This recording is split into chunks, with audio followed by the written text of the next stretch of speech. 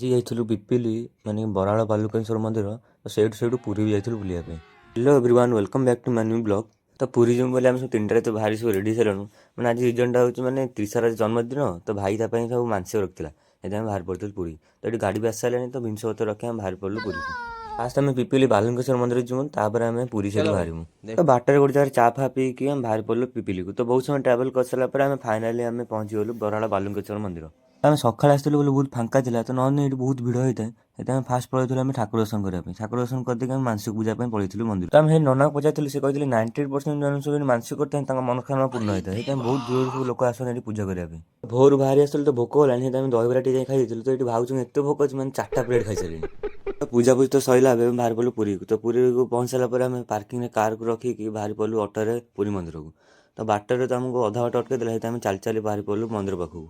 ଜୋତା ଷ୍ଟାଣ୍ଡରେ ଜୋତା ଆଉ ମୋବାଇଲକୁ ରଖିଦେଇ ବାହାରି ପଡ଼ିଲୁ ଆମେ ଜଗା ଦର୍ଶନ କରିବା ପାଇଁ।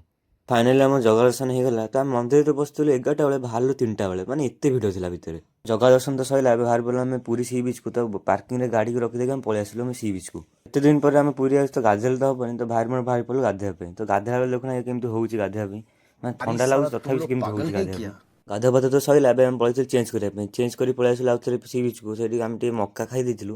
ତ ମକା ଖାଇଦେଇକି ଟିକେ ସମୟ ବୁଲାବୁଲି କରିଦେଇକି ବାହାରି ପଡ଼ିଥିଲୁ ଆମେ ଘରକୁ। ଆଜି ପାଇଁ ତ ଏତିକି। ତ ଭିଡ଼ିଓଟି ଭଲ ଲାଗିଲେ ଫଲୋ ସବସ୍କ୍ରାଇବ୍ କରିବାକୁ ଭୁଲିବନି।